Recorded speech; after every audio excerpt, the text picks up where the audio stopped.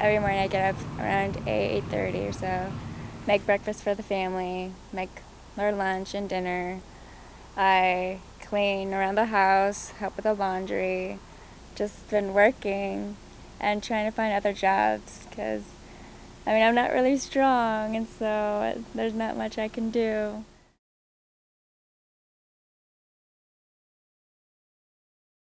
People have come to me like, if I didn't know you, if you didn't tell me you had FESD, I wouldn't have noticed. I was born in Seattle, Washington, and we were very poor. We would live on the street sometimes. Anytime that my mom would go to some place, whenever I would go, like the men were always so abusive that the things that she was doing, like it just wasn't what any child should see. Because in Seattle, like I saw things and had things happen that I wish never happened. Because like no matter how hard you try to get rid of them, they never go. They're always there. FESD is fetal alcohol spectrum disorder, and when a mother drinks in her pregnancy, it has a high risk of that child having problems. I wasn't like potty trained or anything because nobody really had the time to show, like, just to help me. And so I had a lot of problems as a child. And so people would get angry at me and they would show so much hurt. From like first grade until my junior year, I was in special ed all through then. And in that time, I felt like I wasn't normal because I would have to be pulled away from class to have that special time to understand it. We'll go look in the housekeeping suite and see if there's, you did?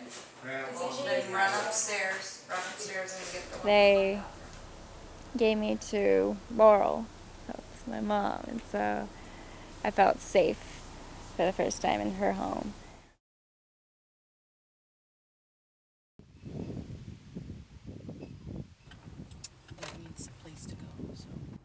It happens in utero before birth.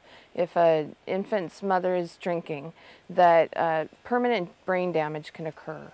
She didn't speak till she was 5. She had difficulty with mathematics, with the abstract thinking of math. She had difficulty reading. She was acting out quite a bit and ended up being removed from the foster home she was in and taken up to Alaska. She ended up moving in with me. I was a single parent. I had had experience with FASD because my sister had an FASD and had children with it, and so it seemed logical. As I was teaching, I got more experience and more training on FASD, and I've just learned as much as I can so that I can apply it for all of my kids.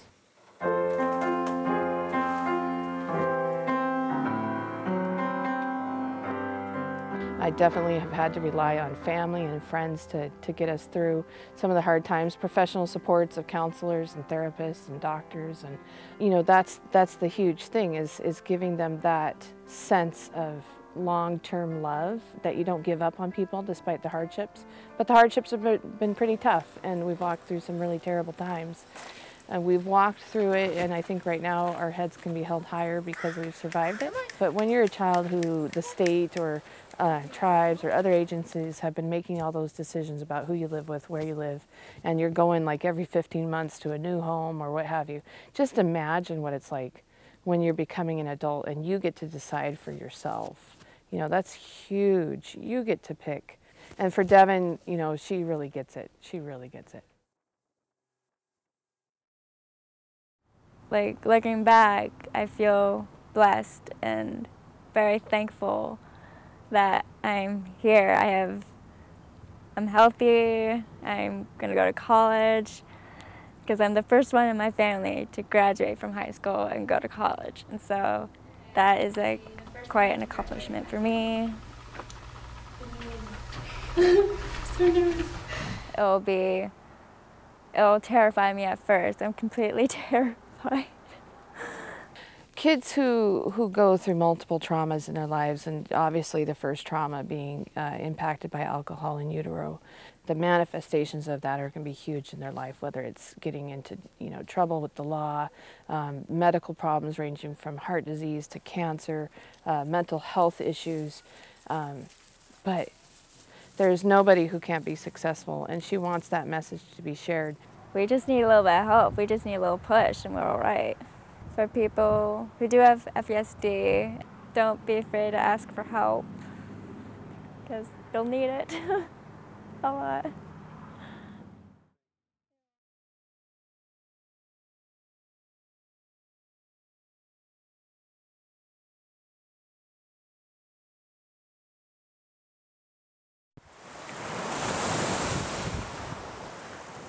After Devon graduated in May and then went up to Soldotna to work at the Diamond M Ranch, we had plans that she would enter college in the fall. We had spent a fair amount of time making sure that people understood that Devon had the FASD and that she needed some supports. With how my learning process is, it was a bit difficult trying to keep up, because I have so many distractions, and so. Shortly before her 19th birthday, she called me and she informed me that the day before she had been sexually assaulted by a resident assistant. She had been alone. He had approached her. She thought, this is a cool guy, I'll hang out with him. When she said no and she wanted to leave, she didn't have that option. And so when that incident happened, the people at the door was asked me in a way, are you going to come back, or we think you should stay, or something like that. I'm like, no, I'm going to go. One of the things about an FASD for a person is that it can affect their ability to perceive social cues. Maybe her radar would have gone up to realize that this guy is not necessarily just being flirtatious, but he's got a bigger motive.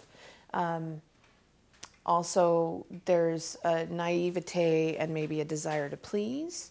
So it's that moment in time, I truly believe, where the trust was too high, and I do attribute that to the FASD. The night before I had to go to the court to get the restraining order, I just lost it and just started crying for hours.